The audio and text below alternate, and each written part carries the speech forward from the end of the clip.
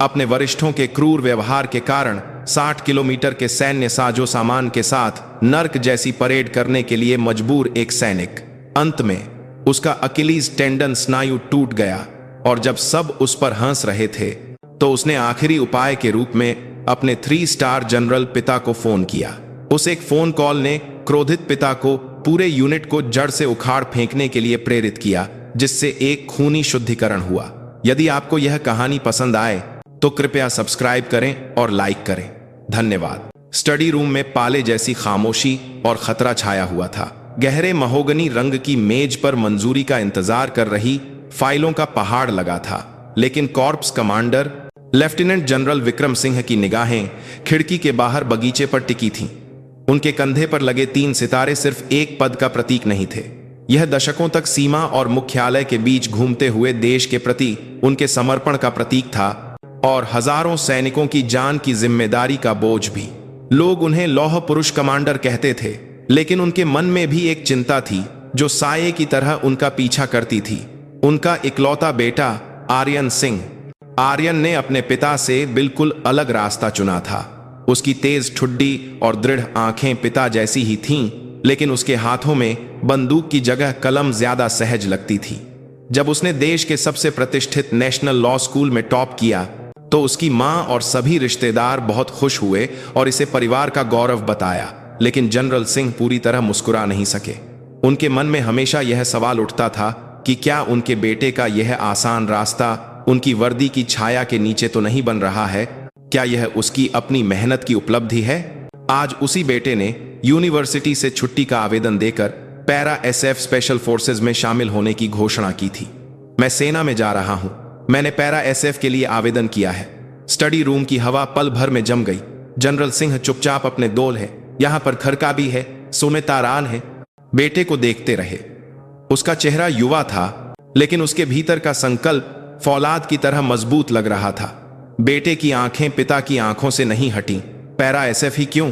एक गहरी और भारी आवाज स्टडी रूम में गूंजी। यह सवाल कम, इरादे की पुष्टि करने वाली पूछताछ ज्यादा थी। मैं सबसे कठिन जगह पर खुद को परखना चाहता हूं। मैं जनरल के बेटे के टैग के बिना सिर्फ आर्यन सिंह के नाम से दुनिया का सामना करना चाहता हूं। मैं आपके साए से निकलकर अपना रास्ता खोजना चाहता हूं। बेटे के जवाब ने जनरल सिंह के दिल को भेद दिया। जिस बात की उन्हें हमेशा चिंता रहती थी, वही बात बेटे ने खुद कह दी थी। जनरल सिंह अपनी जगह से उठे और खिड़की के पास चले गए। उनकी पीठ हिमालय की तरह चौड़ी और मजबूत थी। काफी देर तक खामोशी छाई रही। बगीचे में देवदार के पेड़ों की हवा से सरसराहट ही पिता पुत्र के बीच की चुप्पी को भर रही थी। तुम्हें पछतावा तो नहीं होगा? नहीं, मुझे कोई पछतावा नहीं होगा। सेना वैसी नहीं है जैसा तुम सोचते हो, खासकर पैरा एसएफ। यह शारीरिक और मानसिक सीमाओं की परीक्षा लेने वाली जगह है। यह बहुत दर्दनाक होगा। मैं इसके लिए तैयार हूं। जनरल सिंह धीरे से मुड़े। उनके चेहरे पर कई तरह के भाव आए और गए, गर्व, चिंता और एक पिता का स्वाभाविक स्नेह। वह वापस अपनी मेज पर आए और दराज की गहराई से एक पुरानी डायरी निकाली। यह उनकी फौजी डायरी थी, जिसे वह सेकंड लेफ्टिनेंट के रूप में कमीशन होने के समय से लिखते आ रहे थे। ठीक है, मैं तुम्हारे फैसले का सम्मान करता हूं, लेकिन एक वादा करो, जनरल ने डायरी को मेज पर रखते हुए कहा। चाहे कुछ भी हो जाए, अपनी सैन्य सेवा के दौरान तुम मुझसे कोई मदद नहीं लोगे। किसी को यह पता नहीं चलना चाहिए कि तुम एक कॉर्प्स कमांडर के बेटे हो। भर्ती दस्तावेजों में परिवार की जानकारी वाले हिस्से को मैं संभाल लूंगा। तुम्हें एक साधारण भारतीय नौजवान के रूप में भर्ती होना होगा, अपनी ताकत से उस समय का सामना करना और एक असली मर्द बनकर लौटना। तभी तुम इस पिता के साथ बैठकर जाम टकराने के लायक बनोगे। यह बेटे के लिए एक रियायत भी थी और सबसे कठोर आदेश भी। दुनिया की सबसे मजबूत पृष्ठभूमि को खुद सील करने के पिता के आदेश पर आर्यन ने एक पल के लिए अपने होंठ भींच लिए, लेकिन फिर उसने दृढ़ निश्चय के साथ सिर झुकाया।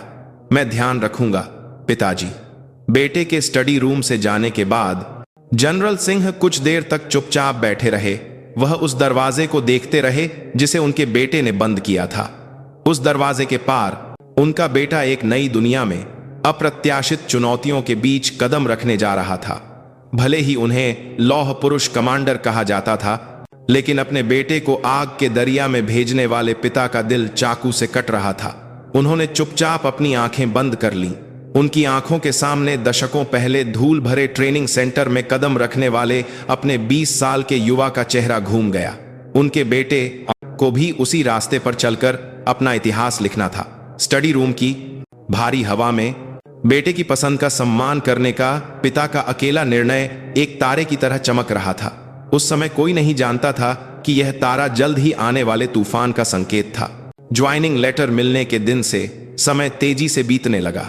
जिस दिन उसने अपने बाल छोटे करवाए, उसकी मां की आंखों से आंसू बह निकले। आर्यन ने जबरदस्ती मुस्कुराते हुए अपनी मां को गले लगाया। उसने बार बार वादा किया कि वह ठीक रहेगा और एक मजबूत बेटा बनकर लौटेगा। भर्ती केंद्र का परेड ग्राउंड देश भर से आए युवाओं की अजीब सी बेचैनी और उनके माता पिता की चिंताओं से भरा हुआ था। जनरल सिंह सादे कपड़ों में भीड़ में शामिल थे। जीवन भर पहनी हुई वर्दी के बिना उनका रूप थोड़ा अजीब लग रहा था, लेकिन भीड़ में भी उनका व्यक्तित्व छिप नहीं सकता था। उन्होंने चुपचाप अपने बेटे के कंधे थपथपाए। यह हजारों शब्दों से भी भारी प्रोत्साहन था। अपना ख्याल रखना। जय हिंद पिताजी। संक्षिप्त विदाई के बाद आर्यन मुड्डा और भर्ती होने वाले कैडेट्स की कतार में शामिल हो गया। जैसे ही दुनिया से अलग करने वाला भारी लोहे का गेट बंद हुआ, उसे पहली बार अकेले होने का एहसास हुआ। अब corps commander general Vikram Singh का बेटा का विशेषण नहीं था, केवल ट्रेनी आर्यन सिंह मौजूद था। ट्रेनिंग सेंटर का समय शारीरिक सीमाओं की परीक्षा लेने वाले दिनों की एक श्रृंखला थी। अपरिचित वर्दी, पैरों में फिट न होने वाले जूते और प्रशिक्षकों के कठोर आदेश, सब कुछ नया और दर्दनाक था। वह कीचड़ में रेंगा, बारिश में दौड़ा और पूरी वर्दी और साजो सामान के साथ पहाड़ों पर चढ़ा। रात में वह अपने लॉकर के सहारे बैठकर अपने परिवार को छोटे छोटे पत्र लिखता। पिता से किए गए वादे को याद करते हुए उसने एक भी पंक्ति में यह नहीं लिखा कि उसे कितनी मुश्किल हो रही है। वहां वह तरह तरह के लोगों से मिला। गांव में खेती करने वाले एक भोले भाले युवक से लेकर समाज में बिगड़ैल कहे जाने वाले एक गुस्सैल युवक तक, सबने एक जैसे छोटे बाल, एक जैसी वर्दी पहनी थी और एक ही आदेश का पालन करते थे। इस माहौल में आर्यन ने पहली बार सच्ची समानता और एकजुटता का अनुभव किया। खासकर उसके बगल में सोने वाला रोहन वर्मा एक ऐसा साथी था जिससे उसे खास लगाव हो गया। वह दिखने में कमजोर और कम बोलने वाला था, लेकिन उसकी आंखों में अच्छाई और दृढ़ता थी। वह हर ट्रेनिंग में पीछे रह जाता था, लेकिन कभी हार नहीं मानता था। आर्यन अनजाने में रोहन का ख्याल रखने लगा। वह पीछे से उसका बैग धकेलता और जब वह थक जाता तो अपनी पानी की बोतल दे देता। रोहन भी चुपचाप आर्यन का अनुसरण करता था। ट्रेनी आर्यन सिंह, तुम्हारी शारीरिक क्षमता और मानसिक शक्ति दोनों ही मजबूत हैं। तुम निश्चित रूप से एक महान पैराट्रूपर बनोगे। जब प्लाटून कमांडर उसकी प्रशंसा करते तो उसका सीना गर्व से चौड़ा हो जाता। लेकिन आर्यन ने घमंड नहीं किया। अपने पिता का नाम खराब न करने का विचार और अपनी मेहनत से पहचान बनाने की इच्छा ने उसे और अधिक प्रेरित किया। पासिंग आउट परेड का दिन नजदीक आ गया। नर्क जैसी ट्रेनिंग पूरी करने वाले सभी ट्रेनीज के चेहरों पर आत्मविश्वास और गर्व था। जब उसने अपनी छाती पर मरून बेरेट पारा एसएफ की निशानी लगाई तो आर्यन ने महसूस किया कि उसके सीने में कुछ गर्म सा उमड़ रहा है। यही वह उपलब्धि थी जिसे वह चाहता था। परिवार से मिलने के समय भीड़ में उसकी नजर अपनी मां से मिली। अपने बेटे के काले और मजबूत रूप को देखकर मां की आंखें फिर से भर आईं। पिता ने चुपचाप आर्यन की छाती पर लगे मरून बेरेट को हाथ से सहलाया। उस छोटे से स्पर्श में छिपे अर्थ को आर्यन समझ सकता था। बहुत मेहनत की मेरे बेटे। ट्रेनिंग के बाद उसे यूनिट में तैनाती मिली। कश्मीर में नियंत्रण रेखा लॉक के पास स्थित एक दूरस्थ पोस्ट, 7वीं पैराशूट रेजिमेंट। यह एक ऐसा यूनिट था जो अग्रिम मोर्चे के तनाव और बेहद कठिन ट्रेनिंग के लिए कुख्यात था। आर्यन इससे संतुष्ट था। वह तान दुनियाता हो, मात्रा हो, सबसे कठिन जगह पर असली सैन्य जीवन का अनुभव करना चाहता था। रोहन को भी उसी यूनिट में तैनात किया गया था। दोनों एक दूसरे का सहारा लेते हुए अपरिचित यूनिट की ओर बढ़े। यूनिट में पहला कदम रखते ही उन्हें एक ऐसी हवा का सामना करना पड़ा जो ट्रेनिंग सेंटर से बिल्कुल अलग थी। ट्रेनिंग सेंटर के प्रशिक्षक सख्त थे, लेकिन उनके भीतर ट्रेनीज को बेहतर बनाने का एक उद्देश्य था। लेकिन यूनिट के सीनियर अलग थे। उनकी आंखों में अकारण ऊब, नए सैनिकों के प्रति एक अजीब सी सतर्कता और उबाऊ सैन्य जीवन की बोरियत को दूर करने के लिए एक नया खिलौना मिल जाने जैसी विचित्र खुशी का मिश्रण था। आर्यन और उसके साथियों को बैरक में ले जाया गया। पुराने लॉकर, उखड़े हुए पेंट वाली दीवारें और हवा में पसीने और धूल की हल्की गंध। उनका स्वागत करने वालों में हवलदार राकेश पवार था, जिसके चेहरे पर एक धूर्त मुस्कान थी, और नायक सुनील यादव, जिसकी आंखें बहुत तेज थीं। नए सिपाही आए हैं, आगे मजा आएगा, सुनील ने हल्के फुल्के अंदाज में कहा, लेकिन उसकी आवाज में स्वागत का कोई भाव नहीं था। हवलदार पवार कुछ देर तक चुपचाप नए सैनिकों को ऊपर से नीचे तक घूरता रहा। उसकी नजरें खासकर आर्यन पर टिकी रहीं। जनरल के बेटे की पृष्ठभूमि पूरी तरह से छिपी हुई थी, लेकिन आर्यन की आंखों में जो आत्मविश्वास था वह शायद उसे चुभ गया था। उस रात रोल कॉल के बाद जब सब सो गए, हवलदार पवार ने चुपचाप आर्यन और रोहन को बैरक के पीछे लॉन्ड्री रूम में बुलाया। बंद लॉन्ड्री रूम की ठंडी हवा और डिटर्जेंट की गंध नाक में चुभ रही थी। अब मेरी बात ध्यान से सुनो, यह ट्रेनिंग सेंटर नहीं है। अगर तुम लोगों ने अपनी मनमानी की तो तुम्हारी जिंदगी नर्क बन जाएगी। पवार की धीमी आवाज अंधेरे में गूंजी। उसके बगल में खड़ा सुनील खिलखिलाकर उसकी बात का समर्थन कर रहा था। खासकर तुम आर्यन सिंह, तुम्हारी आंखों में बहुत अकड़ है। लगता है बाहर बहुत गुंडागर्दी की है, लेकिन यहां यह सब नहीं चलेगा। यह तो बस शुरुआत थी। उस जगह पर जहां जनरल का बेटा का नाम मिटा दिया गया था, सिपाही आर्यन सिंह के लिए एक लंबे और भयानक दुःस्वप्न का पर्दा खुल चुका था। वह अभी तक नहीं जानता था कि शारीरिक पीड़ा से भी बदतर इंसान के आत्मसम्मान को नष्ट करने वाली बुराई किसी व्यक्ति को कैसे तोड़ सकती है। यूनिट का जीवन ट्रेनिंग सेंटर से गुणात्मक रूप से भिन्न पीड़ा लेकर आया। ट्रेनिंग सेंटर का दर्द शारीरिक थकावट का था, लेकिन यहां का दर्द एक नम कंबल की तरह था जो शरीर को लपेटकर चालाकी और नीचता से मानसिक दबाव डालता था। हवलदार पवार और नायक सुनील यादव के नेतृत्व में सीनियर्स का उत्पीड़न दिन ब दिन और अधिक व्यवस्थित और क्रूर होता गया। उनकी हिंसा उनकी बताचथा जड़ से इन तमाम के दूर है। बताचथा जगहों पर होती थी जहां अधिकारी नहीं देख सकते थे। सफाई के समय जानबूझकर कोने में धूल छोड़ देना और फिर पूरी रात बाथरूम साफ करवाना तो एक छोटा सा मजाक था। खाने के समय उन्हें सबसे आखिर में थाली उठाने देना ताकि बची खुची सब्जी ही मिले, या सीएसडी कैंटीन के इस्तेमाल पर अघोषित रूप से प्रतिबंध लगाकर छोटी छोटी खुशियों से भी वंचित कर देना। खासकर उनके मुख्य निशाने पर आर्यन और रोहन थे। रोहन इसलिए क्योंकि वह भोला था और तुरंत प्रतिक्रिया देता था, और आर्यन इसलिए क्योंकि उसकी न झुकने वाली आंखें उन्हें परेशान करती थीं। एक वीकेंड की दोपहर जब platoon commander captain Ankit Sharma बाहर गए हुए थे और सीनियर जेसीओ भी मौजूद नहीं थे, बैरक का माहौल अचानक ठंडा हो गया। हवलदार पवार बिस्तर पर लेटे एक पत्रिका देख रहा था, फिर उबकर उठ खड़ा हुआ। ए रोहन वर्मा, इधर आ। पवार के बुलाने पर रोहन फुर्ती से दौड़ कर गया। आजकल तुम्हारी आवाज में दम नहीं है। यहां लॉकर पर सिर रखकर रेजिमेंट का गीत गाना शुरू करो। अगर आवाज धीमी हुई तो आज रात सो नहीं पाओगे। रोहन का चेहरा सफेद पड़ गया। 1, 2, 3, 4 की गिनती पर रोहन ने ठंडे स्टील के लॉकर पर अपना माथा टिकाया और चीख चीख कर गीत गाने लगा। धड़ाम की आवाज से सिर टकराने की ध्वनि बैरक में गूंजी। सुनील यादव सहित कुछ अन्य सीनियर इस दृश्य को देखकर खिलखिला रहे थे। आर्यन ने अपनी मुट्ठियां भींच ली। खून का प्रवाह रुकने से उसकी उंगलियों के पोर सफेद पड़ गए। वह आगे बढ़ना चाहता था, लेकिन अगर वह ऐसा करता तो उसे और उसके कारण रोहन को और भी अधिक प्रताड़ित किया जाता। यह सोचकर उसने अपने गुस्से को मुश्किल से दबाया। उनका उत्पीड़न आर्यन के प्रति और भी चालाकी भरे तरीकों से होता था। एक बार उसकी मां का भेजा हुआ पार्सल उनका निशाना बना। पार्सल में एक प्यार भरा पत्र और आर्यन की पसंदीदा मिठाइयां और विटामिन थे। जब आर्यन थोड़ी देर के लिए बाहर था, पवार और यादव ने उसका लॉकर खोला और पार्सल निकाल लिया। ओहो, आर्यन की मां तो बहुत अच्छी चीजें बनाती हैं, चलो चख कर देखते हैं। उन्होंने पार्सल की मिठाइयां आपस में बांटकर खानी शुरू कर दी। जब आर्यन वापस लौटा तो उसने यह दृश्य देखा। उसकी आंखों से चिंगारियां निकलने लगीं। यह आप क्या कर रहे हैं? आर्यन ने धीमी आवाज में विरोध किया। पवार ने मुंह में मिठाई के टुकड़े भरे हुए धूर्तता से मुस्कुराया।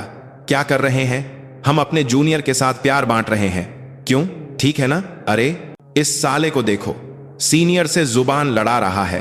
पवार अपनी जगह से उठा और आर्यन की शर्ट का कॉलर पकड़ लिया। स्थिति विस्फोटक हो गई थी, लेकिन आर्यन ने कोई प्रतिरोध नहीं किया। पिता से किया गया वादा और यह समझ कि यहां हाथ उठाने का मतलब सब कुछ खत्म हो जाना है ने उसके गुस्से को दबा दिया। वह बस पवार को घूरता रहा, आंखें नीचे कर, कमीने। पवार का घोंसा आर्यन के पेट पर पड़ा। उफ की एक दबी हुई चीख के साथ आर्यन का शरीर झुक गया। पवार ने फिर से उसके पेट में लात मारी। आर्यन ने दांत भींचकर दर्द सहा। फर्श पर बिखरी हुई मिठाइयां और फटा हुआ पत्र दयनीय लग रहे थे। मां का चेहरा याद आते ही उसकी आंखें भर आईं।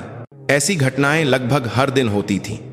उसे रात भर सोने नहीं दिया जाता और गार्ड ड्यूटी के नियम रटने के लिए मजबूर किया जाता, या उसके जूतों पर जानबूझकर खरोंच लगाकर खराब रखरखाव के लिए दंडित किया जाता। हिंसा हमेशा अधिकारियों की नजरों से दूर होती थी और चालाक मौखिक दुर्व्यवहार और सामूहिक बहिष्कार ने उस 20 साल के युवा की आत्मा को धीरे धीरे कुतरना शुरू कर दिया था। Platoon commander captain Ankit Sharma इन बातों से थोड़ा बहुत वाकिफ थे, लेकिन उन्होंने अनदेखा कर दिया। ऐसा लगता था कि उनका एकमात्र लक्ष्य बिना किसी परेशानी के अपना कार्यकाल पूरा करना था। वह सैनिकों के बीच के झगड़ों में पड़ने से बचते थे और खुद को यह कहकर सही ठहराते थे कि सेना में ऐसा ही होता है। उनकी ये उदासीनता पवार जैसे शैतानों के लिए एक तरह से अनुमति पत्र थी।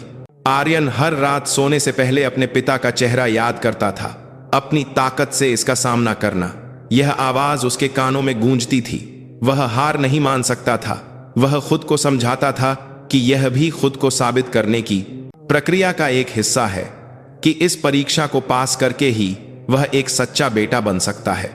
लेकिन उसका अंतर्मन धीरे धीरे टूट रहा था। उसके दृढ़ विश्वास में दरारें पड़ने लगी थीं और इस छोटी सी सल्तनत के प्रति, जहां न्याय और सामान्य ज्ञान का कोई मतलब नहीं था, एक गहरी निराशा उसकी आत्मा को खाए जा रही थी। वह नहीं जानता था कि यह एक बड़ी त्रासदी की प्रस्तावना मात्र है।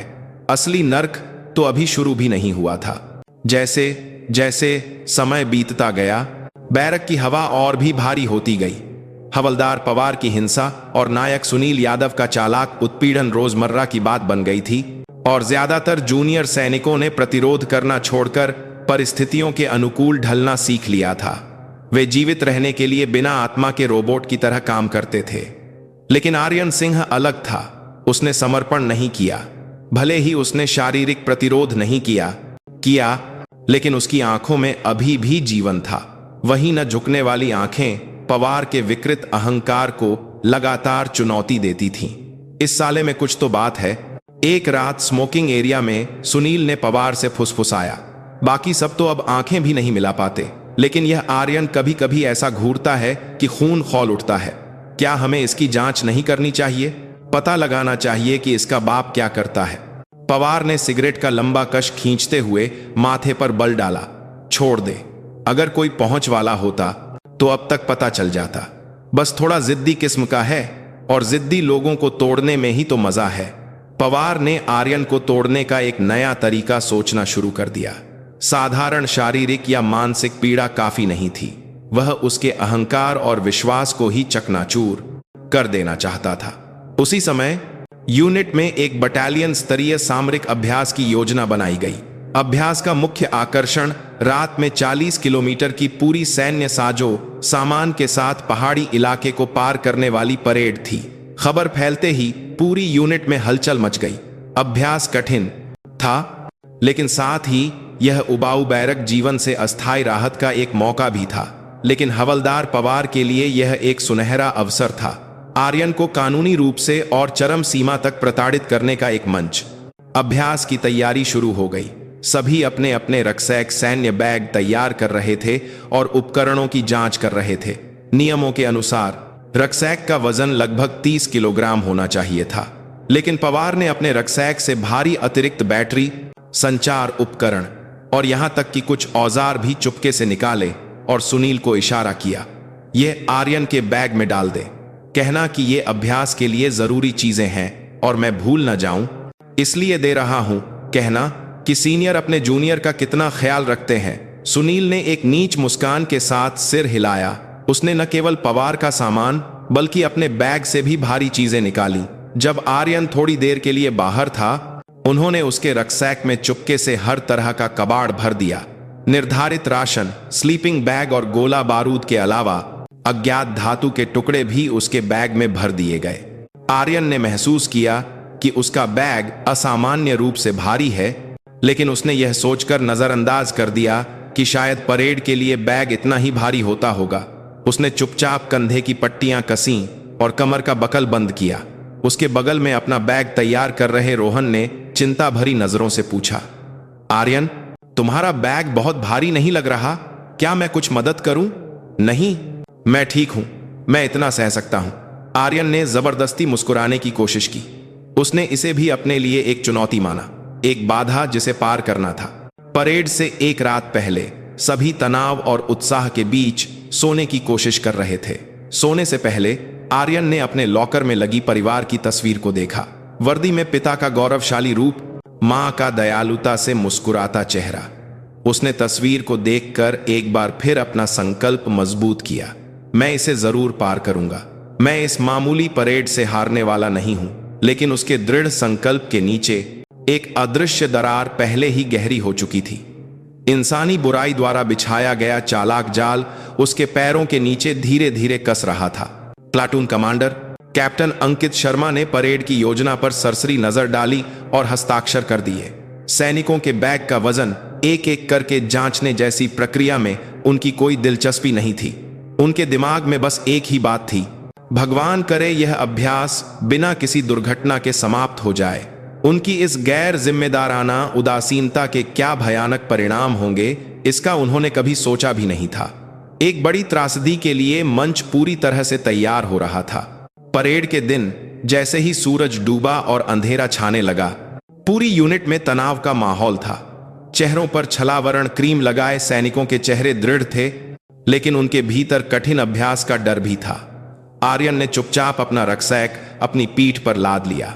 कंधों पर पड़ने वाला वजन उसकी कल्पना से कहीं ज्यादा था। एक पल के लिए उसका शरीर लड़खड़ाया, लेकिन उसने दांत भींचकर संतुलन बनाया। बगल में उसे देख रहे हवलदार पवार के होठों पर एक हल्की मुस्कान फैल गई। चलो। बटालियन कमांडर के आदेश के साथ लंबी परेड शुरू हुई। सैकड़ों सैनिक एक कतार में अंधेरे में आगे बढ़ने लगे। शुरुआत में सब ठीक था। ट्रेनिंग सेंटर में बनी शारीरिक क्षमता की बदौलत आर्यन चुपचाप कतार के साथ चलता रहा। लेकिन जैसे जैसे समय बीतता गया, उसके कंधों और कमर पर पड़ने वाला दबाव एक भयानक दर्द में बदल गया। ऐसा लग रहा था मानो कोई विशाल चट्टान उसके कंधों को कुचल रही हो। पट्टियां उसकी त्वचा में धंस रही थीं और उसकी पीठ से ठंडा पसीना बह रहा था। उसकी सांसें फूल रही थीं, नास आकर खा, और हर कदम पर ऐसा लग रहा था जैसे उसके शरीर की हर हड्डी चीख रही हो। ओए आर्यन, अभी से थक गया क्या? पैराट्रूपर इतना कमजोर होता है? पीछे से आ रहे सुनील ने ताना मारते हुए आर्यन की पीठ पर धक्का दिया। उस छोटे से झटके से भी आर्यन का शरीर बुरी तरह लड़खड़ा गया। हवलदार पवार जानबूझकर आर्यन के करीब चलता रहा और उसकी हालत का आनंद लेता रहा। अगर मुश्किल हो रही थी तो बताना चाहिए था, हम सीनियर थोड़ी मदद कर देते। उनकी हंसी भरी आवाजें कानों में गूंज रही थीं। आर्यन के पास जवाब देने की भी ताकत नहीं थी। वह बस अपने आगे चल रहे साथी के जूतों की एड़ी को देखते हुए मशीन की तरह कदम बढ़ाता रहा। जब परेड की टुकड़ी पहाड़ के बीच में अपने पहले आराम के पड़ाव पर पहुंची तो आर्यन लगभग बेहोश होने की स्थिति में था। जैसे ही उसने बैग नीचे रखा, उसके दबे हुए कंधों को राहत मिली और एक तेज दर्द की लहर दौड़ गई। वह जमीन पर बैठ गया और हांफने लगा। रोहन चिंता भरे चेहरे के साथ आया और उसे पानी की बोतल दी। आर्यन, तुम ठीक हो? तुम्हारा चेहरा बहुत खराब लग रहा है। मैं ठीक हूं, बस थोड़ा थक गया हूं। आर्यन ने कांपते हाथों से पानी की बोतल ली और पानी पिया। तभी हवलदार पवार आया और उसके बैग को पैर से ठोकर मारी। अरे, यह तो पत्थर का बना है, इतना क्या भर लिया है इसमें? पवार ने दिखावा करते हुए बैग उठाने की कोशिश की और फिर नाटकीय ढंग से कहा, अरे बाप रे, कितना भारी है। आसपास के कुछ सीनियर भी हंसने लगे। उनकी हंसी आर्यन के दिल में खंजर की तरह चुभ गई। आराम का समय छोटा था। फिर से चलने का आदेश दिया गया। आर्यन ने जमीन पर पड़े अपने बैग को निराशा से देखा। यह सोचकर ही उसे निराशा हो रही थी कि उसे ये बोझ फिर से उठाकर चलना है। वह लगभग रोने की स्थिति में था। उसने अपनी पूरी ताकत लगाकर बैग उठाया और कंधों पर लाद लिया। जैसे ही वह खड़ा हुआ, उसके घुटने कांप गए और वह लगभग गिरते गिरते बचा। दूसरा चरण और भी कठिन था। खड़ी चढ़ाई का रास्ता अंतहीन लग रहा था। आर्यन की चेतना धीरे धीरे धुंधली हो रही थी। उसकी आंखों के सामने अंधेरा छा रहा था और कानों में भिन भिनाने की आवाज आ रही थी। पिता का चेहरा, मां का चेहरा और पिता की आवाज कि खुद पर काबू रखो, एक भ्रम की तरह कौंध रही थी। मैं हार नहीं मान सकता, मैं यहां नहीं टूट सकता। वह लगभग अलौकिक इच्छा शक्ति से टिका रहा, लेकिन उसका फौलादी शरीर भी इंसानी बुराई द्वारा बढ़ाए गए वजन के आगे अपनी सीमा पर था। उसके कदम धीमे हो गए और वह कतार में सबसे पीछे रहने लगा। Platoon commander captain Ankit Sharma सबसे आगे थे और वायरलेस पर ऊपरी यूनिट से बात करने में व्यस्त थे। वह बस यह देख रहे थे कि कोई सैनिक पीछे तो नहीं छूट रहा, लेकिन उन्हें इस बात की कोई परवाह नहीं थी कि एक सैनिक का बैग जानलेवा वजन का है, और न ही वह जानना चाहते थे। अंधेरे में भटकते हुए उसका पैर एक पत्थर से टकरा गया। जैसे ही उसका संतुलन बिगड़ा, उसने टिके रहने की पूरी कोशिश की। उसी पल खट्ट की एक भयानक आवाज के साथ उसके दाहिने टखने के पीछे कुछ टूटने जैसा महसूस हुआ। एक भयानक दर्द बिजली की तरह पूरे शरीर में फैल गया। आर्यन की आंखों के सामने एक तेज चमक हुई और सब कुछ सफेद हो गया। आह! वह ठीक से चीख भी नहीं पाया और सीधे मुंह के बल गिर पड़ा। भारी बैग उसके शरीर पर आ गिरा और वह जमीन पर पड़ा कराहता रहा। अकिलीज टेंडन, शरीर का सबसे बड़ा और सबसे मजबूत स्नायु, असहनीय वजन और थकान को सहन नहीं कर सका और अंततः टूट गया। दर्द कल्पना से परे था। ऐसा लग रहा था जैसे किसी ने गर्म लोहे की छड़ उसके टखने में घुसा दी हो। ठंडा पसीना पूरे शरीर पर फैल गया और वह सांस भी नहीं ले पा रहा था। वह अपना टखना पकड़कर मिट्टी में लौटने लगा। अरे, यह साला तो गिर गया। उसके ठीक पीछे चल रहे सुनील ने घृणा से कहा। हवलदार पवार ने दयनीय रूप से गिरे हुए आर्यन को देखकर संतोष भरी मुस्कान दी। सब कुछ योजना के अनुसार था। नहीं, योजना से भी बेहतर परिणाम था। ओए आर्यन, नौटंकी बंद कर और जल्दी उठ। तेरी वजह से पूरी परेड रुक गई है। पवार ने पास आकर अपने जूते से आर्यन की पसलियों पर ठोकर मारी, लेकिन आर्यन उठ नहीं सकता था। दर्द से उसकी सोचने की शक्ति शून्य हो गई थी। उठने को कहा। कमीने, पवार ने गुस्से से चिल्लाया। आसपास के अन्य सीनियर भी इस स्थिति का आनंद ले रहे थे। उनके लिए एक गिरा हुआ जूनियर चिंता का विषय नहीं, बल्कि उबाऊ परेड में एक मनोरंजक दृश्य था। यह साला नाटक कर रहा है, बहाना बनाकर मेडिकल रूम जाना चाहता है। उनके क्रूर शब्द चाकू की तरह आर्यन के सीने में चुभ गए। अपमान, क्रोध और असहनीय दर्द मिलकर उसकी आंखों में आंसू ले आए। मुझे सच में चोट लगी है, मेरा टखना, आर्यन ने बमुश्किल कहा। दर्द से उसकी आवाज कांप रही थी। तभी पीछे से स्थिति को समझने के बाद platoon commander captain Ankit Sharma होकी चेहरे के साथ आगे आए। क्या हुआ? तुम लोग चल क्यों नहीं रहे हो? उनकी आवाज में झुंझलाहट साफ थी। सुनील ने फुर्ती से जाकर रिपोर्ट दी। सर, सिपाही आर्यन सिंह कह रहा है कि उसके टखने में चोट लगी है। मुझे लगता है कि यह बहाना बना रहा है। कैप्टन शर्मा ने टॉर्च की रोशनी आर्यन के चेहरे पर डाली। दर्द से विकृत चेहरा, ठंडा पसीना और धूल से सना हुआ रूप दिखाई दिया, लेकिन उनकी आंखों में सहानुभूति या चिंता के बजाय एक और मुसीबत आ गई का भाव था। ओए आर्यन, उठ सकते हो? नहीं उठ सकता सर, टखने में कोई हरकत नहीं हो रही है। कैप्टन शर्मा ने एक गहरी सांस ली। उन्होंने पवार और सुनील से कहा, तुम दोनों इसे सहारा देकर पीछे ले आओ। मैं वायरलेस पर मेडिकल स्टाफ को बुलाता हूं। और फिर जैसे कुछ हुआ ही ना हो, वह वापस कतार में आगे चले गए।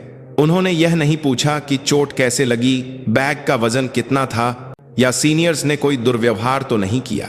उनकी उदासीनता इस भयानक स्थिति के लिए एक मूक सहमति के समान थी। पवार और सुनील ने अनिच्छा से आर्यन की दोनों बाहें पकड़ी और उसे उठाया। उनके स्पर्श से आर्यन दर्द से छटपटा रहा था। आह, कितना भारी है यह साला! पवार ने गाली देते हुए आर्यन को लगभग घसीटना शुरू कर दिया। उनका सहारा देना नहीं था। घिसटते हुए आर्यन का घायल टखना मिट्टी में रगड़ खा रहा था, जिससे दर्द चरम पर पहुंच गया। यह दृश्य देख रहे रोहन का चेहरा सफेद पड़ गया था। वह मदद करना चाहता था, लेकिन पवार की खूनी आंखों को देखकर वह कुछ नहीं कर सका। वह बस कांपते होठों को भींचकर अपने दोस्त के दर्द को देखता रहा।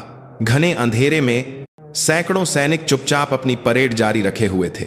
एक युवा सैनिक का अकिलीज टेंडन उसके सपनों के साथ टूट गया था, लेकिन दुनिया ऐसे शांत थी जैसे कुछ हुआ ही ना हो।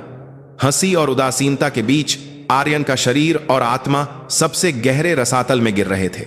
मेडिकल स्टाफ के आने के बाद आर्यन को एक अस्थायी स्ट्रेचर पर लिटाकर परेड से हटा दिया गया। पहाड़ी रास्ते से नीचे उतरकर यूनिट के मेडिकल रूम तक ले जाते समय वह अत्यधिक दर्द और थकावट के कारण लगभग बेहोश हो गया था।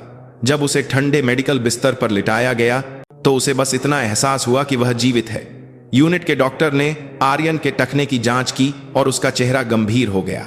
यह साधारण मोच नहीं लग रही है, अभी प्राथमिक उपचार कर देते हैं, कल सुबह इसे तुरंत मिलिट्री हॉस्पिटल भेजना होगा। मुझे अकेलीज टेंडन के फटने का शक है। डॉक्टर की बात सुनकर आर्यन का दिल बैठ गया। अकेलीज टेंडन का फटना एक खिलाड़ी के लिए मौत की सजा के समान एक घातक चोट। उसे डर था कि उसका आगे का सैन्य जीवन तो दूर, उसे जीवन भर विकलांगता के साथ जीना पड़ सकता है। सुबह होते ही आर्यन को पिछले बेस के मिलिट्री हॉस्पिटल में भेज दिया गया। विस्तृत जांच का परिणाम डॉक्टर के अनुमान के अनुसार ही था। टेंडन पूरी तरह से फट चुका था। तत्काल सर्जरी की आवश्यकता थी। सर्जरी सफल रही, लेकिन उसका दाहिना पैर मोटे प्लास्टर में ढक गया। अस्पताल के कमरे में अकेले लेटे रहना बहुत दर्दनाक था। शारीरिक दर्द से ज्यादा उसे विश्वासघात और लाचारी की भावना परेशान कर रही थी। उसके बैग में पत्थर भरने वाले, उसके गिरने पर हंसने वाले सीनियर्स के चेहरे और सब कुछ नजरअंदाज करने वाले प्लाटून कमांडर का गैर जिम्मेदार चेहरा बारी बारी से उसकी आंखों के सामने घूम रहा था। यह कोई दुर्घटना नहीं थी, यह एक स्पष्ट अपराध था। कुछ दिनों बाद यूनिट से जांच के लिए लोग आए। उसकी कंपनी के कंपनी कमांडर और सूबेदार मेजर उससे मिलने आए। उन्होंने सहानुभूति भरे शब्द कहे, लेकिन उनका असली मकसद कुछ और था। सिपाही आर्यन, अब तबीयत कैसी है? जो हुआ बहुत बुरा हुआ, कंपनी कमांडर ने फलों की टोकरी रखते हुए कहा। परेड के दौरान तुम्हारा पैर फिसल गया था, है ना?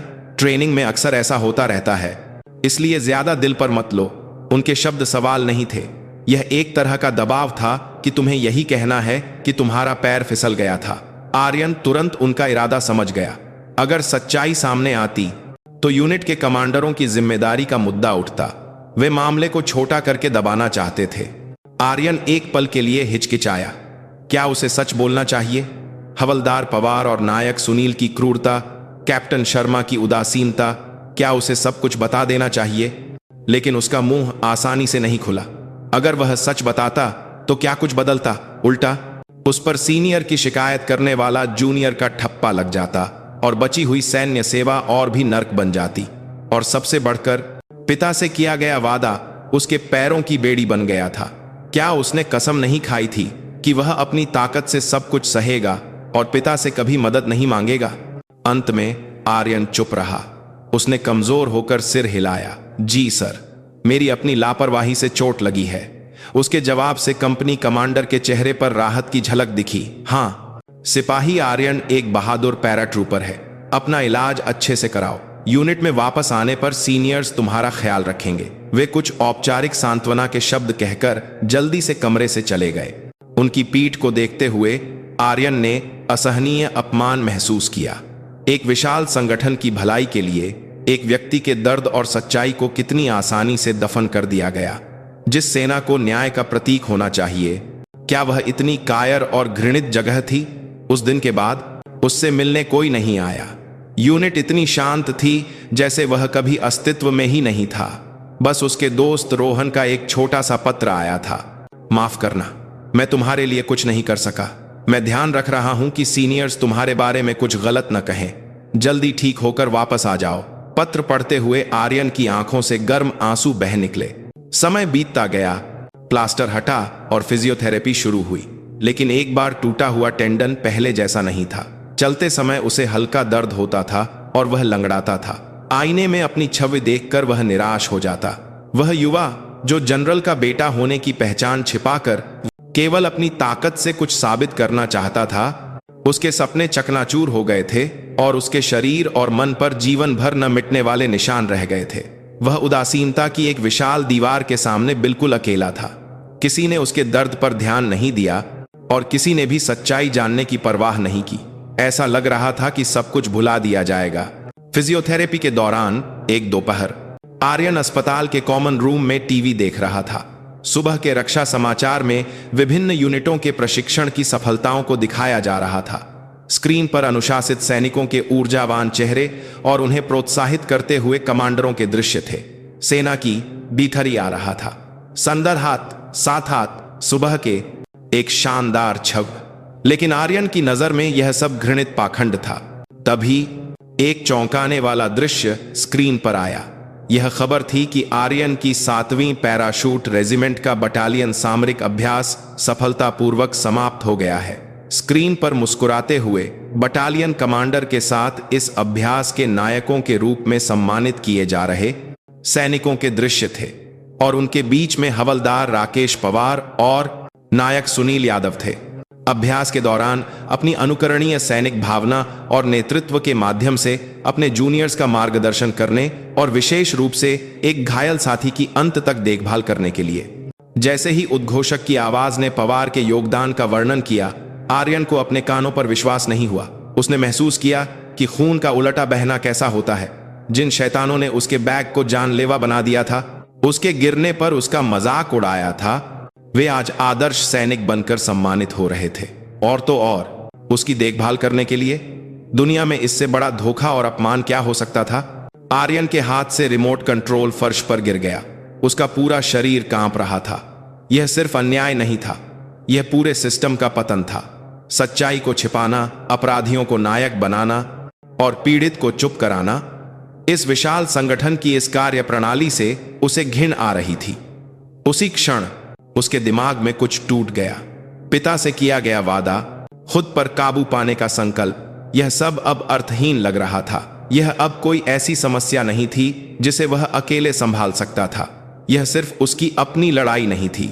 वह लड़खड़ाते हुए अपने कमरे में वापस आया। उसकी आंखों में एक ऐसी ठंडी आग और संकल्प था जो पहले कभी नहीं देखा गया था। उसने अपने लॉकर की गहराई में रखी एक डायरी निकाली। उसमें भर्ती से पहले उसकी मां द्वारा लिखा गया उसके पिता के ऑफिस का डायरेक्ट नंबर था। वह पब्लिक फोन की ओर बढ़ा। रिसीवर उठाते हुए उसका हाथ हल्का सा कांप रहा था। नंबर डायल करते समय उसकी हर उंगली में पूरी ताकत लग गई थी। अब पीछे हटने का कोई रास्ता नहीं था। यह फोन करने के पल में वह अपने पिता से किया वादा तोड़ने वाला एक नालायक बेटा बन सकता था। लेकिन अगर वह चुप रहता तो वह जीवन भर खुद को माफ नहीं कर पाता। अपने जैसे और भविष्य में होने वाले अन्य पीड़ितों के लिए उसे इस सड़ी हुई हकीकत को दुनिया के सामने लाना ही था। ट्रिंग ट्रिंग ट्रिंग। कुछ रिंगों के बाद एक अपरिचित आवाज आई। Corps commander office, secretariat. Aryan ने सूखी थूक निगली। उसकी आवाज फटी हुई निकली। मैं लेफ्टिनेंट जनरल विक्रम सिंह का बेटा आर्यन सिंह बोल रहा हूं। एक पल की खामोशी छा गई। लाइन के दूसरी तरफ का अधिकारी हैरान लग रहा था। ओह आर्यन सर, कृपया एक पल रुकिए, मैं आपको जनरल सर से कनेक्ट करता हूं। कितना समय बीता होगा। एक अनंत काल जैसी लगने वाली चुप्पी के बाद एक बहुत ही परिचित और भारी आवाज सुनाई दी। मैं बोल रहा हूं, क्या बात है। पिता की आवाज सुनते ही उसके भीतर दबी हुई सारी भावनाएं एक साथ फूट पड़ी। दुहक, क्रोध, अन्याय और पिता के प्रति अपराधबोध। पिताजी। आर्यन की आवाज बुरी तरह कांप रही थी। मुझे माफ कर दीजिए, मैं अपना वादा नहीं निभा सका। उसकी आंखों से गर्म आंसू गालों पर बहने लगे। वह आगे कुछ नहीं बोल सका और सिसकने लगा। लाइन के दूसरी तरफ जनरल सिंह ने कुछ नहीं कहा। वह अपने बेटे के रोने में छिपे हजारों अर्थों को पहले ही समझ चुके थे कि अगर उनका बेटा उनके नाम और ताकत का सहारा ले रहा है तो इसका मतलब है कि वह एक ऐसी निराशा का सामना कर रहा है जिसे वह अकेले नहीं संभाल सकता। काफी देर तक अपने बेटे की सिसकियां चुपचाप सुनने के बाद जनरल सिंह ने शांत लेकिन फौलाद जैसी ठंडी आवाज में कहा, रोना बंद करो और मुझे सब कुछ साफ साफ बताओ। शुरू से लेकर अंत तक क्या हुआ था। यह तूफान से पहले की शांति थी। बेटे द्वारा पकड़ी गई आखिरी रस्सी अब पूरे भारतीय सेना को हिला देने वाले एक विशाल तूफान का केंद्र बनने वाली थी। फोन के दूसरी ओर से बेटे की कहानी बेतरतीब लेकिन हताशा से भरी हुई सुनाई दे रही थी। सीनियर्स का क्रूर व्यवहार, जानलेवा वजन का बैग, टूटा हुआ अकिलीज टेंडन और उसका मजाक उड़ाती हुई उनकी हंसी। चोट के बाद मामले को दबाने की कोशिश और अपराधियों को आदर्श सैनिक के रूप में सम्मानित किए जाने की अविश्वसनीय हकीकत तक आर्यन ने सिसकते हुए सब कुछ उगल दिया। कहानी सुनते समय कॉर्प्स कमांडर विक्रम सिंह ने एक भी सवाल नहीं पूछा और न ही कोई टिप्पणी की। वह अपनी मेज पर बिना हिले डुले बैठे थे, रिसीवर पकड़े हुए और आंखें बंद किए हुए थे। स्टडी रूम की हवा बर्फ की तरह ठंडी हो गई थी। उनकी चुप्पी शांति नहीं थी। यह एक ज्वालामुखी के फटने से ठीक पहले उबलते हुए लावा की तरह भयानक रूप से संघनित क्रोध की अभिव्यक्ति थी। जब बेटे की कहानी खत्म हुई तो जनरल सिंह कुछ देर तक चुप रहे। उस खामोशी के दौरान उन्होंने अपने दशकों के सैन्य जीवन को याद किया। उन्होंने देश के लिए अपनी जवानी कुर्बान कर दी थी और अपने अधीनस्थों को अपने बच्चों की तरह प्यार किया था।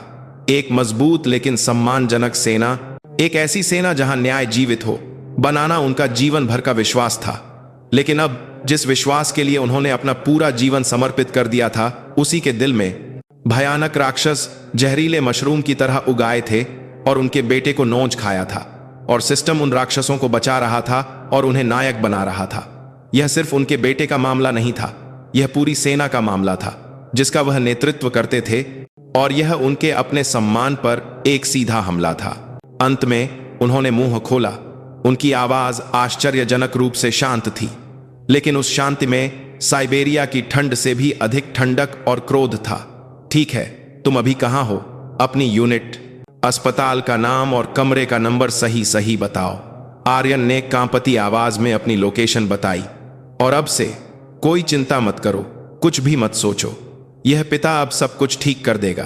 पिताजी, लेकिन अब यह तुम्हारी समस्या नहीं है, यह मेरी समस्या है। जनरल सिंह ने यह कहकर फोन काट दिया। उन्होंने रिसीवर नीचे रखा और धीरे धीरे अपनी जगह से उठे। उनकी आंखें अब एक दयालु पिता की नहीं थीं। वह लाखों की सेना को आदेश देने वाले लौह पुरुष कमांडर, दुश्मन के लिए आतंक का पर्याय, बहादुर जनरल विक्रम सिंह की आंखों में लौट आए थे। उन्होंने तुरंत अपने चीफ ऑफ स्टाफ को बुलाया। तुरंत मिलिट्री पुलिस सीएमपी के कमांडर को मेरे ऑफिस में बुलाओ, 5 मिनट के अंदर। सामान्य से अलग कॉर्प्स कमांडर की घातक आवाज सुनकर चीफ ऑफ स्टाफ का चेहरा सफेद पड़ गया। उसने महसूस किया कि कुछ बहुत बड़ा हुआ है और वह लगभग दौड़ते हुए सीएमपी कमांडर से संपर्क करने गया। थोड़ी देर बाद कॉर्प्स की सीएमपी यूनिट का मजबूत कद काठी वाला कर्नल हांफते हुए ऑफिस में दाखिल हुआ। आपने बुलाया? General sir. जनरल सिंह खिड़की के बाहर देखते हुए खड़े थे। उन्होंने बिना पीछे मुड़े कहा, कर्नल, अब मेरी बात ध्यान से सुनो, यह एक आदेश है। जी सर। तुरंत अपनी वर्दी बदलो और पूरी तरह से हथियारों से लैस सीएमपी की एक क्विक रिएक्शन टीम, क्यूआरटी की एक प्लाटून तैयार करो। उन्हें असली गोलियां दो और मेरे कमांड वाहन के नेतृत्व में तुरंत निकलने की तैयारी करो। मंजिल मैं रास्ते में बताऊंगा। कर्नल की आंखें फैल गईं। शांति के समय में कॉर्प्स कमांडर द्वारा सीधे कमांड किए जाने वाले असली गोलियों से लैस एक विशेष टीम को तैनात करने का आदेश, यह एक अभूतपूर्व घटना थी। उसे एक पल के लिए यह भी लगा कि कहीं यह कोई तख्ता पलट की तैयारी तो नहीं। जनरल सर, माफ कीजिएगा, क्या मैं पूछ सकता हूं कि मामला क्या है? उसी क्षण जनरल सिंह धीरे से मुड़े। कर्नल ने अनजाने में अपनी सांस रोक ली। कॉर्प्स कमांडर का चेहरा क्रोध से धधक रहा था। उनकी आंखों से एक ऐसी निरंकुश सत्ता और जानलेवा इरादा झलक रहा था जिसका विरोध करने की हिम्मत कोई नहीं कर सकता था। मेरे कॉर्प्स के अंदर मेरे बेटे जैसा एक सैनिक सड़े हुए कमीनों के हाथों अपाहिज हो रहा है और अपराधी नायक बनकर घूम रहे हैं। अनुशासन सिर्फ ढीला नहीं हुआ है, यह जड़ से सड़ गया है। आज मैं खुद उस सड़ी हुई जड़ को उखाड़ फेंकूंगा। जनरल सिंह ने अपनी वर्दी की ओर इशारा करते हुए कहा, मेरी कॉम्बैट यूनिफॉर्म और कमांड स्टिक लाओ। आज मैं कॉर्प्स कमांडर के रूप में 7वीं पैराशूट रेजिमेंट का निरीक्षण करूंगा। उनकी आवाज पूरे स्टडी रूम में गूंज गई।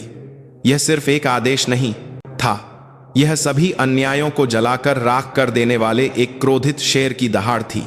भारतीय सेना के इतिहास में एक अभूतपूर्व, एक जनरल का खूनी शुद्धिकरण इस तरह शुरू हो रहा था। कॉर्प्स हेडक्वार्टर के परेड ग्राउंड में आपातकाल जैसी स्थिति थी।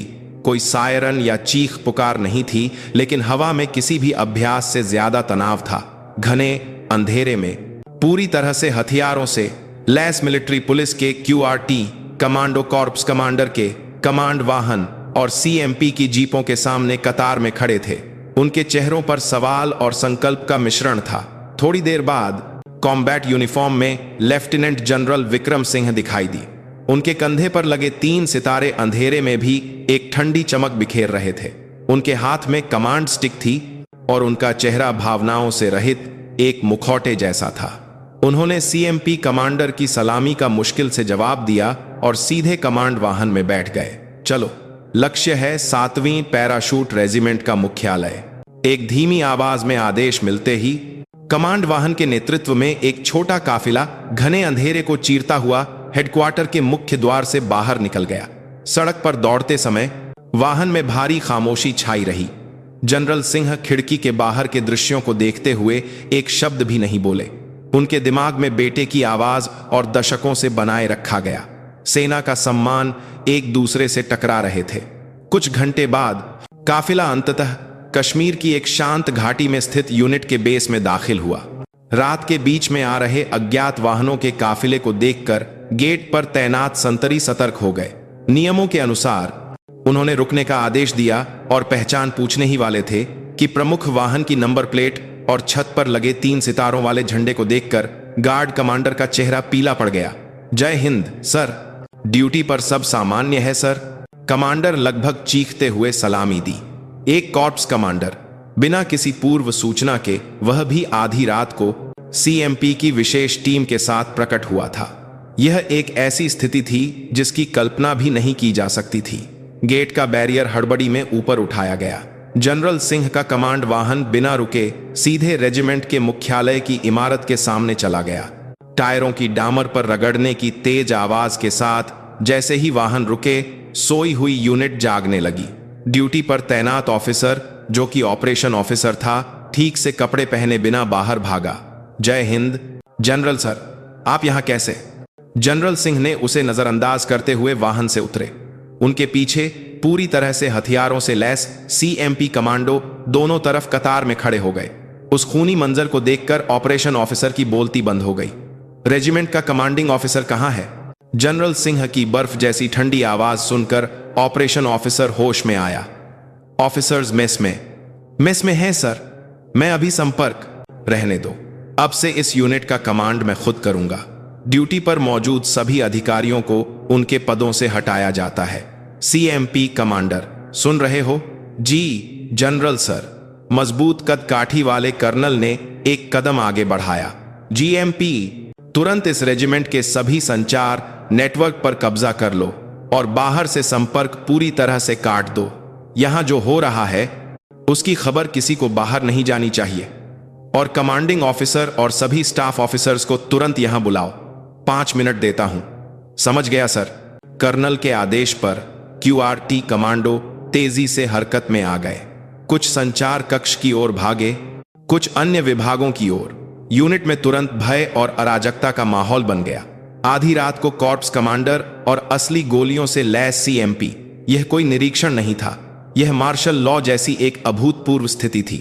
थोड़ी देर बाद नींद में हड़बड़ी में भागे हुए कमांडिंग ऑफिसर कर्नल और अन्य स्टाफ ऑफिसर मुख्यालय की इमारत के सामने इकट्ठे हुए। अपने सीधे वरिष्ठ अधिकारी के बजाय एक उच्च यूनिट के कमांडर के अचानक आने से वे हैरान थे। जय Hind sir. Commanding officer reporting. Sir, इस समय आप यहां कैसे? जनरल सिंह ने कमांडिंग ऑफिसर की बात काट दी। उन्होंने ठंडी नजरों से उसे और पूरे कमांड स्टाफ को धीरे धीरे देखा। जहां जहां उनकी नजरें जाती, अधिकारी अनजाने में कांप उठते। तुम लोग यह वर्दी पहनने के लायक नहीं हो। जनरल सिंह के अप्रत्याशित शब्दों से सभी के चेहरे कठोर हो गए। आज मैं तुम्हें दिखाऊंगा कि तुमने जिस अनुशासन को बर्बाद किया है वह क्या है।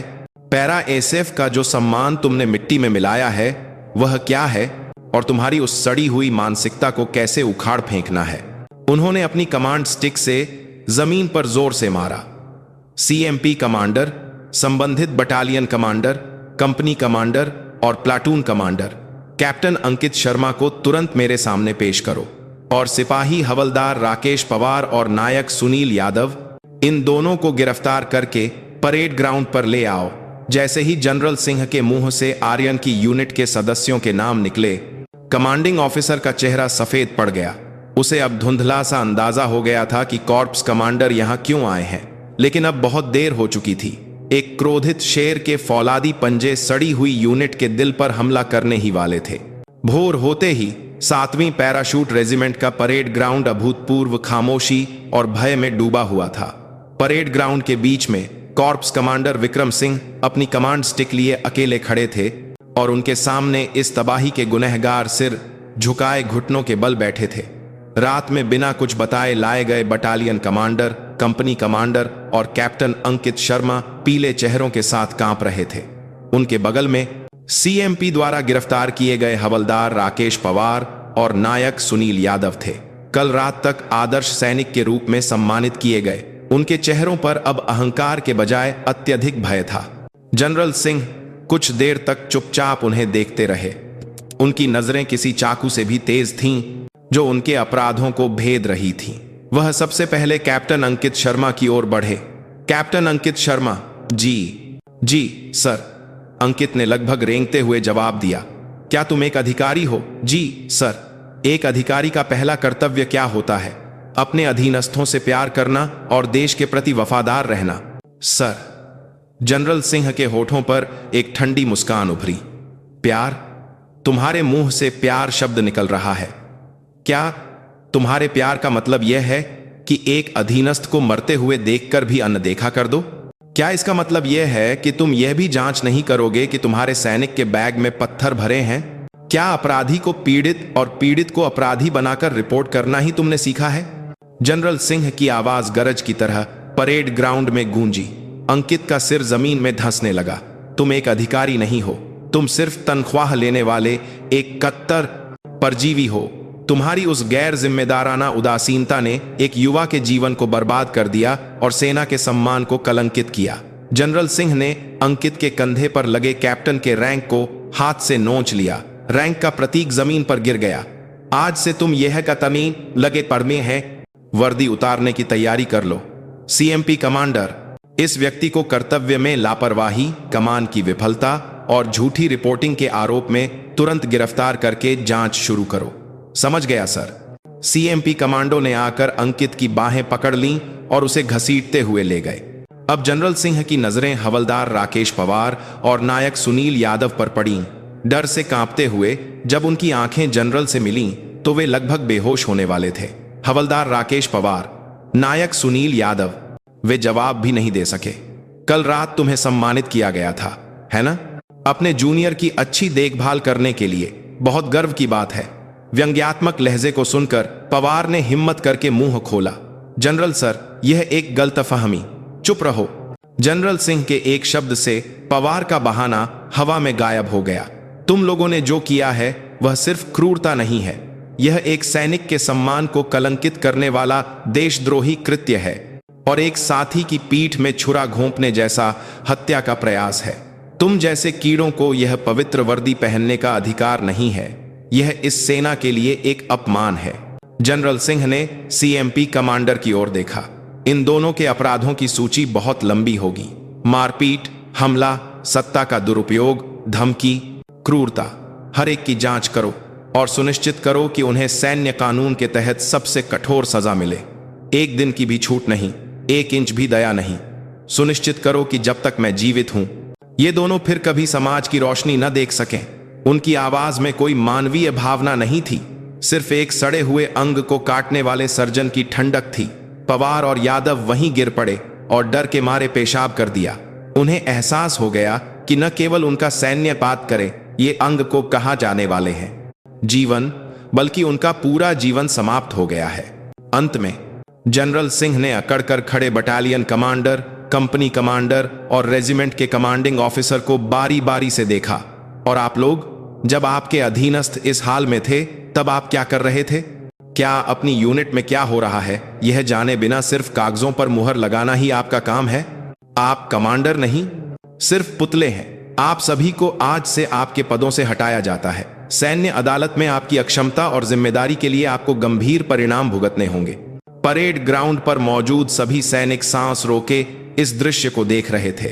यह एक ऐतिहासिक क्षण था जब एक जनरल ने कुछ ही घंटों में एक पूरी यूनिट की कमान श्रृंखला को ध्वस्त कर दिया था। यह सिर्फ गुस्से का प्रदर्शन नहीं था, यह एक सैनिक के विश्वास का परिणाम था जिसने गलत को सही करने के लिए अपना सब कुछ दांव पर लगा दिया था। सारी कार्रवाई खत्म होने के बाद भोर में परेड ग्राउंड पर सन्नाटा पसरा था। खूनी शुद्धिकरण को अंजाम देने के बाद विक्रम सिंह बिना किसी थकान के सीधे अपने कमांड वाहन में बैठ गए। उनका अगला गंतव्य तय था, मिलिट्री हॉस्पिटल, जहां उनका बेटा था। अस्पताल यूनिट से कुछ घंटे की दूरी पर एक शहर में स्थित था। दौड़ती हुई गाड़ी में जनरल सिंह ने आखिरकार लौह पुरुष कमांडर का मुखौटा उतार दिया। उनके चेहरे पर गहरी थकान और पीड़ा थी। उन्होंने खिड़की के बाहर देखते हुए चुपचाप आंखें बंद कर लीं। बेटे का घायल पैर और उसकी सिसकती हुई आवाज उनके दिल को चाकू से काट रही थी। अपनी ताकत से इसका सामना करना, उन्होंने अपने बेटे से जो शब्द कहे थे, वे कितने क्रूर बंधन बन गए होंगे। यह सोचकर उनका दिल टूट गया। वह उस दर्द और निराशा की गहराई का अंदाजा भी नहीं लगा सकते थे जिससे उनका बेटा गुजरा होगा। अपने बेटे को मजबूत बनाने की उनकी इच्छा ने ही उसे खाई के किनारे धकेल दिया था। दशकों तक कभी न डिगने वाला उनका विश्वास एक पिता के नाम के आगे बिखर गया। जब वह अस्पताल के कमरे में पहुंचे तो आर्यन खिड़की के बाहर देखते हुए गुमसुम बैठा था। अचानक कमरे का दरवाजा खुला और कॉम्बैट यूनिफॉर्म में उसके पिता अंदर आए। आर्यन चौंक कर उठने की कोशिश करने लगा, लेकिन वह ठीक से खड़ा नहीं हो सका। जनरल सिंह चुपचाप अपने बेटे के पास गए और उसके कंधे को दबाकर उसे वापस बिठा दिया। पिता पुत्र कुछ देर तक कुछ नहीं बोले। एक अजीब सी खामोशी कमरे में छाई रही। सबसे पहले चुप्पी आर्यन ने तोड़ी। पिताजी, आप आ गए। हाँ। जनरल सिंह चुपचाप बेटे के बिस्तर के पास एक कुर्सी पर बैठ गए। उन्होंने प्लास्टर में लिपटे अपने बेटे के पैर को देखा। एक ऐसा निशान जो जीवन भर नहीं मिटेगा, एक दर्द जिसे उनके बेटे को ढोना होगा। अब सब ठीक है, जनरल सिंह ने मुश्किल से कहा। उनकी आवाज में कॉर्प्स कमांडर का रौब नहीं था, बल्कि एक कमजोर और दोषी पिता की आवाज थी। माफ करना बेटे, इस बाप को आने में बहुत देर हो गई। उस पल फौलाद जैसे जनरल सिंह की आंखों से एक गर्म आंसू गाल पर बह निकला। जीवन भर एक सैनिक के रूप में उन्होंने कभी किसी के सामने आंसू नहीं दिखाए थे। दुश्मन की गोलाबारी में भी नहीं, अपने प्रिय अधीनस्थों को खोने पर भी नहीं। वह कभी नहीं रोए थे, लेकिन अब अपने बेटे के टूटे हुए सपनों और घायल पैर के सामने वह टूट गए थे। पिता के आंसू देखकर आर्यन की आंखें भी लाल हो गईं। वह समझ सकता था कि उसके पिता ने पिछली रात क्या किया होगा। उसके लिए उसके पिता ने अपना सब कुछ दांव पर लगाकर पूरी सेना से लड़ाई लड़ी होगी। नहीं पिताजी, मुझे माफ कर दीजिए, मैं अपना वादा नहीं निभा सका। जनरल सिंह ने सिर हिलाते हुए अपने बेटे का हाथ कसकर पकड़ लिया। उनका हाथ एक सैनिक के हाथ जैसा नहीं, बल्कि बहुत गर्म था। नहीं, तुमने वादा नहीं तोड़ा। मेरी सोच गलत थी। सिर्फ मजबूत बनाना ही सब कुछ नहीं होता। मैंने तुम्हें दर्द में अकेला छोड़ दिया। इस नालायक बाप को माफ कर दो। जनरल सिंह आगे कुछ नहीं बोल सके और सिर झुका लिया। उनके कंधे हल्के से कांप रहे थे। यह 3 सितारों वाली वर्दी पहने एक कॉर्प्स कमांडर का रूप नहीं था। ये अपने बेटे के दर्द पर रोते हुए एक साधारण पिता का रूप था। ऐसे पिता को देखकर आर्यन को आखिरकार समझ आया। उसके पिता उससे सिर्फ मजबूत बनने की उम्मीद नहीं कर रहे थे। मेरे साये से बाहर निकलो कहने का मतलब यह था कि वह चाहते थे कि उनका बेटा अपनी दुनिया में खुश रहे। यह एक पिता का अनाड़ी प्रेम प्रदर्शन था। उस दिन पिता पुत्र काफी देर तक एक दूसरे का हाथ पकड़े चुपचाप बैठे रहे। कभी कभी खामोशी हजारों शब्दों से भी गहरी सांत्वना देती है। ठंडे अस्पताल के कमरे में पिता और पुत्र ने एक दूसरे के घावों पर मरहम लगाते हुए सच्ची माफी और सुलह हासिल की। अब उनके सामने बस यह भारी काम था कि इस घाव के साथ भविष्य का जीवन एक साथ कैसे जिया जाए। लेफ्टिनेंट जनरल विक्रम सिंह द्वारा 7वीं पैराशूट रेजिमेंट में की गई कार्रवाई ने पूरी सेना में एक बड़ी हलचल मचा दी। रक्षा मंत्रालय और सेना मुख्यालय में हड़कंप मच गया और मामले की जांच के लिए एक विशेष जांच दल का गठन किया गया।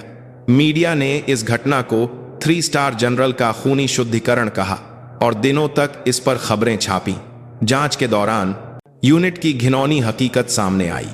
हवलदार पवार और नायक सुनील का नियमित क्रूर व्यवहार, कैप्टन शर्मा सहित अधिकारियों की संगठित उदासीनता और मामले को दबाने की कोशिश और कमान श्रृंखला की पूरी विफलता, उन सभी को सैन्य अदालत में पेश किया गया और उन्हें कानून के तहत सबसे कठोर सजा मिली। पवार और सुनील को अपमानजनक बर्खास्तगी के साथ जेल की सजा सुनाई गई। कैप्टन शर्मा को भी बर्खास्तगी और जेल की सजा मिली और कमांडिंग ऑफिसर से लेकर सभी संबंधित कमांडरों को उनके पदों से हटा दिया गया और गंभीर अनुशासनात्मक कार्रवाई की गई। लेफ्टिनेंट जनरल विक्रम सिंह भी कमान की जिम्मेदारी से बच नहीं सके। उन पर ऊपरी अधिकारियों की अनुमति के बिना व्यक्तिगत भावनाओं के आधार पर सेना का इस्तेमाल करने का आरोप लगा।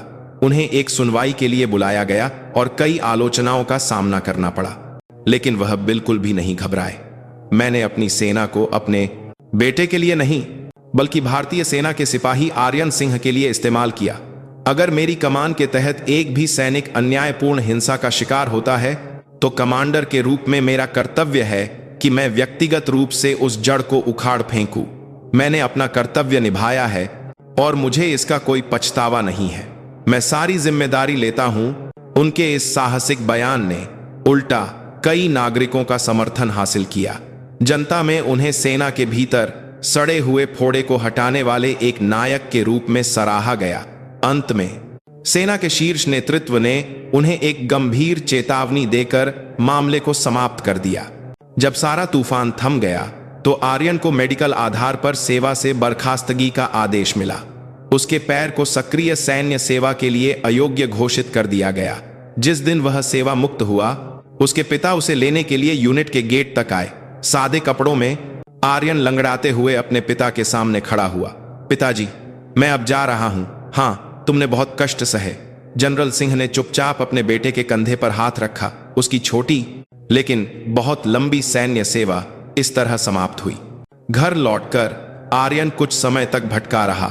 शरीर के घाव समय के साथ भर जाते हैं, लेकिन मन पर लगे घाव आसानी से नहीं मिटते। जब भी वह अपने घायल पैर को देखता, उसे उस बुरे सपने की याद आ जाती। उसे इस स्थिति से बाहर निकालने वाले उसके पिता थे। सेवानिवृत्ति के बाद जनरल सिंह ने अपने बेटे के साथ बहुत समय बिताया। वे साथ में मछली पकड़ने जाते, टहलते और चुपचाप बेटे की बातें सुनते। वह अब एक कॉर्प्स कमांडर नहीं, बल्कि सिर्फ एक पिता थे। एक शाम जनरल सिंह ने अपने बेटे को एक छोटा सा बॉक्स दिया। उसके अंदर उनकी जीवन भर की सहेजी हुई पुरानी फौजी डायरी और साथ में भारत के संविधान की एक छोटी सी किताब थी। भले ही तुम एक सैनिक का रास्ता पूरा नहीं कर सके, लेकिन तुमने किसी से भी ज्यादा बहादुरी से लड़ाई लड़ी। अब एक नई लड़ाई शुरू करने का समय है। जनरल सिंह ने संविधान की किताब की ओर इशारा करते हुए कहा, दुनिया में न्याय सिर्फ बंदूक और तलवार से ही नहीं मिलता। एक ऐसा न्याय भी है जिसे कानून और विवेक से बचाना पड़ता है। जो भयानक अन्याय तुमने झेला है, वह इस देश में फिर कभी न हो। इसके लिए एक अभियोजक, प्रोसिक्यूटर बनो और बेसहारा और बेकसूर लोगों के लिए लड़ो। तुम्हारा घाव दूसरों के घावों पर मरहम लगाने की ताकत बनेगा। यही इस पिता की तुमसे सच्ची उम्मीद है। पिता की बातों से आर्यन को अपना लंबे समय से भूला हुआ सपना फिर से याद आ गया। एक अभियोजक बनकर न्याय स्थापित करने का बचपन का संकल्प। उसने महसूस किया कि उसका दर्द और घाव व्यर्थ नहीं थे। कुछ साल बाद आर्यन ने न्यायिक सेवा परीक्षा पास कर ली। नियुक्ति समारोह के दिन वह एक शानदार अभियोजक की वर्दी में अपने पिता के सामने खड़ा हुआ। जनरल सिंह ने बिना कुछ कहे अपने बेटे के कंधे पर हाथ रखा। उनकी आंखों में गर्व और संतोष था। आर्यन एक ऐसा अभियोजक बना जो अन्याय से समझौता नहीं करता था और जिसके दिल में आग थी। खासकर सैन्य मामलों में वह किसी से भी ज्यादा सख्त और निष्पक्ष था। उसने अपने घाव के माध्यम से दूसरों के दर्द को समझा और उनके आंसू पोंछने के लिए अपना सब कुछ दांव पर लगाकर लड़ा। समय बीतता गया और जनरल सिंह सम्मानपूर्वक सेवानिवृत्त हुए। उनकी सेवानिवृत्ति के दिन अब एक वरिष्ठ अभियोजक बन चुके बेटे आर्यन ने अपने पिता के कंधे से सितारे उतारे। पिताजी, आपने जीवन भर बहुत मेहनत की। नहीं, मुझे तुम पर हमेशा गर्व रहा। दोनों ने एक दूसरे को देखकर खुलकर मुस्कुराया।